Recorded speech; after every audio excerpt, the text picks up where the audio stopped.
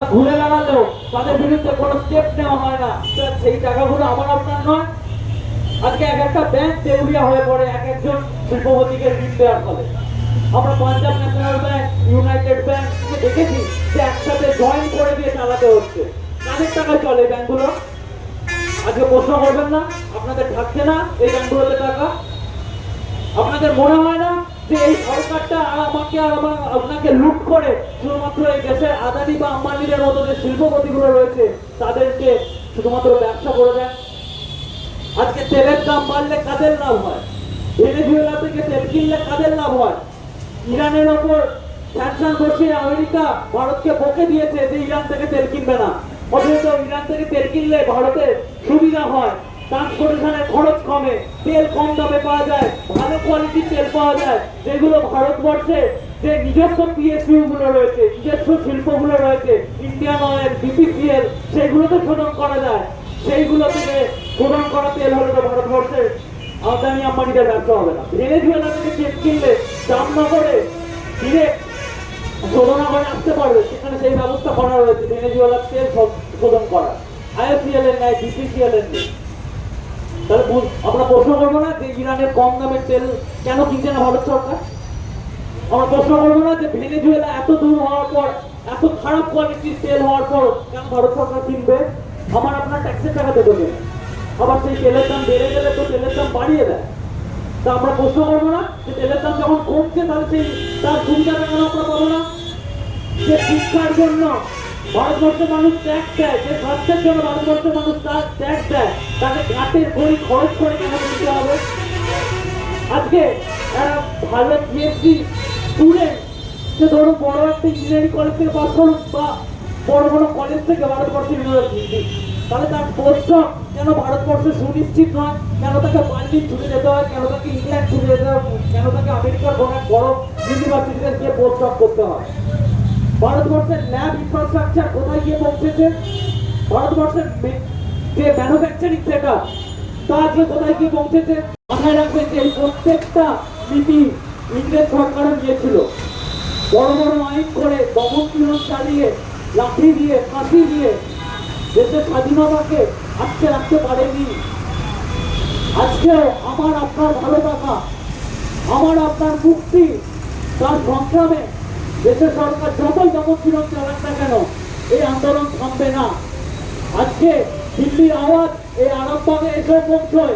আশা করি এই আরামবাগ এবং তৎসংলগ্ন আপনারা যেখান থেকে এখানে কাজে এসেছেন, করতে এসেছেন, কোনো দরকারে এসেছেন, ব্যবসা করতে এসেছেন, কেনাকাটা করতে এসেছেন, যাই করতে আসুন না কেন, যে আওয়াজ আপনাদের কান অব্দি পৌঁছচ্ছে, আপনারা নিশ্চয়ই এই আওয়াজকে আপনাদের নিজেদের এলাকায় ছড়িয়ে দেবেন। এই আন্দোলনকে আরো শক্ত করবে, দেশের যুব সমাজকে, ছাত্র সমাজকে আরো একটু ভরসা দেবে এবং তাদের পাশে থাকার জন্য ঐক্যবদ্ধ হবে, নিজেরা এই আন্দোলনে সামিল হবে এবং মনে করিয়ে দেবেন আপনার ওই পাড়ার নেতাকে, লোকাল অথরিটিকে, আপনার রাজ্যের এমএলএ কে, মন্ত্রীকে, দেশের কেন্দ্র সরকারকে, যেই লেভেলে যে পরিচিতই থাকুক না কেন, যে জনগণ যদি কথা বলতে শুরু করে তখন নেতাদের কথা চলে না। আর জনগণের ওপর যখন লাঠি চালান, জনগণ যদি পাল্টা মার শুরু করে তাহলে কিন্তু সেখানে আলাদা করে লাঠি উঠিয়ে কোনো মিলিটারি হোক, পুলিশ হোক বা আপনাদের ওটা গুন্ডাবাড়ি হোক, তারা কখনোই পাত্তা পাবে না। ইউনিভার্সিটিতে, কলেজে হয়তো যে কথাগুলো এমনি মৌখিকভাবে এতদিন মুখে মুখে বলে আসছিলাম, আজকে মাইক বেঁধে বলতে এসেছি। কারণ এই কথাগুলো মাইক বেঁধে আজকে বলবো, এই কথাগুলো জোরে জোরে উচ্চারণ করা রয়েছে এবং চাইবো যে আপনারাও আপনাদের এলাকায়, আপনারা যেখানে থাকেন, যেখানে আড্ডা মারেন, যেখানে কথা বলেন, আপনাদের কলিগরা, আপনাদের সহপাঠীরা একসাথে যেখানে গান ওঠেন বসেন, তারা এই কথাগুলো চালাবেন যে আমাদের দেশের সরকার রয়েছে আমাদেরকে পরিষেবা দেওয়ার জন্য। আমরা কতটা দেশভক্ত, কতটা দেশপ্রেমিক, কতটা অ্যান্টি ন্যাশনাল, কতটা দেশ বিরোধী, এই মাপকাঠি সরকার ঠিক করে না, তার কাজ দিয়ে ঠিক হয় যে সে দেশের জন্য কতটা কাজ করছে। আমরা আমাদের দেশকে ভালোবাসি বলে আমাদের দেশের শিক্ষা ব্যবস্থা নিয়ে কথা বলছি, স্বাস্থ্য নিয়ে কথা বলছি, পরিবহন নিয়ে কথা বলছি, মূল্যবৃদ্ধি নিয়ে কথা বলছি, ট্যাক্সের পলিসি নিয়ে কথা বলছি, সোশ্যাল পলিসি নিয়ে কথা বলছি। ধর্মের বিভেদের বিরুদ্ধে কথা বলছি। আমরাও চাইবো যে আপনারাও একজন সুস্থ সচেতন নাগরিক হিসাবে আপনার সরকারকে এই প্রশ্নগুলো বারবার করে চলবেন। আমরা চাইবো যে আজকে ছাত্রছাত্রীরা, যে নব্য প্রজন্মরা যে প্রশ্নগুলো নিয়ে আজকে দিল্লিতে জড়ো হচ্ছে, ব্যাঙ্গালোরে জড়ো হচ্ছে, মুম্বাই জড়ো হচ্ছে, পুনেতে জড়ো হচ্ছে, কলকাতায় জড়ো হচ্ছে, সেই প্রশ্নগুলো আপনারাও আপনাদের তরফ থেকে রাখবেন। আপনার এলাকায় যে সরকারি প্রতিনিধি থাকুক না কেন, যত ছোট স্কেলেই থাকুক না কেন, আপনি সেই প্রশ্নগুলো তাদের কান অবধি নিয়ে যাবেন যে এইগুলো পাওয়া আমাদের হক, আমাদের অধিকার।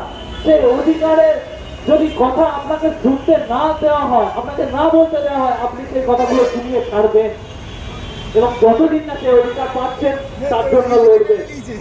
আজকে এই কথাগুলো ছাত্রছাত্রীরা আপনাদের সামনে রাখতে এসেছে। এই মাইকটা কোনো ভাড়া করা কোনো পার্টির নয়, কোনো পার্টি, কোনো দল, কোনো রাজনৈতিক রং, শুধুমাত্র কোন এক সরকারের বিরোধিতা করার জন্য, কোন এক সরকারকে গদি থেকে নামিয়ে তারা গদিতে বসবে বলে এই বৃষ্টির মধ্যে মাইক ঢুকছে না। যারা আমরা এই সরকারকে বদল করি, যারা আমরা নতুন সরকার গঠন করি, তাদের মাইক। প্রত্যেকে এই মাইকের ওপরে অধিকার রয়েছে। আপনারাও আপনাদের যদি কোনো বক্তব্য থাকে এই মাইকে এসে বলতে পারেন। এখানে কোন সরকারকে আলাদা করে বিরোধিতা করার নেই, কোন সরকারকে আলাদা করে পক্ষ নেওয়ার নেই। কারণ ভারতবর্ষে প্রত্যেকটা সরকার শাসক পক্ষে দালালির কাজ করে। কোনদিন দেখবেন না আপনি রিলায়েন্সের করের টাকা জোর করে আদায় করা হয়েছে, রিলায়েন্সের বাড়ি গিয়ে, চাষির ঘরে গিয়ে টাকাও আদায় করা হয়। স্টুডেন্ট লোন যদি না চোকাতে পারে, ছাত্রকে টেনে ভিতরে জেলে ঢোকানো হয়। আপনি বিজয় মালিয়াকে কোনোদিন দেখবেন না জেলের ভেতরে।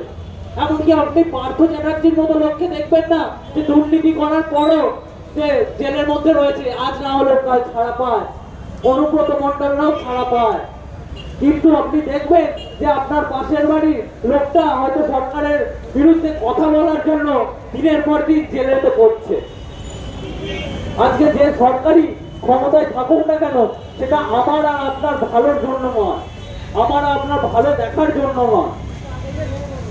তারপরে আমরা এক সরকারকে ঘটিয়ে আরেকটা সরকার হয়তো গঠন করি, হয়তো আগামীতেও গঠন করব, কিন্তু এই প্রশ্নগুলো আপনাদেরকে প্রতিনিয়ত করে চলতে হবে। যে প্রশ্নগুলোর জন্য নতুন সরকার গঠন করেছিলেন, যে প্রশ্নগুলোর জন্য দিল্লিতে কেন্দ্র সরকার নতুন করে ভোট দিয়ে আবার রেখে দিয়েছেন, সে প্রশ্নগুলো সরকারকে শুনতে হবে। যে আমার শিক্ষা ব্যবস্থা, আমার বাড়ির ছেলেটা কেন এক পয়সা খরচ না করে পড়তে পারবে না? কেন আমার ভাই যদি তার মেধা থাকে তাহলে কেন ডাক্তারিতে চান্স পাবে না? যে আর টাকা আছে সে টাকা দিয়ে প্রশ্নপত্র কিনে নিয়ে ডাক্তারি পড়বে। যারা এই ডাক্তারি পড়ার পর ডাক্তার হবে, তাদের হাতে আমাদের জীবন সুরক্ষিত থাকবে? আপনারা মনে করেন যে ডাক্তাররা ঘুষ দিয়ে প্রশ্ন কিনে নিয়ে ডাক্তারি পাস করছে? আপনার মনে হয় যে এটা শুধুমাত্র ছাত্রছাত্রীদের বিষয়? আপনাদের মনে হয় আপনারা যে প্রত্যেক দিন স্বাস্থ্য পরিষেবার জন্য যে ডাক্তারের কাছে যান, নার্সের কাছে যান, হসপিটাল যান, নার্সিংহোম যান, সেখানে যারা আপনাদের কাছে পরিষেবা দেয় তারা যথেষ্ট যোগ্য কিনা? আপনি তো দেখে নেন যে একটা ডিগ্রি আছে কিনা, সেই ডিগ্রিটা ভ্যালিড কি ভ্যালিড নয়, কিভাবে ডিগ্রিটা পেলো তা আপনি প্রশ্ন করবেন না?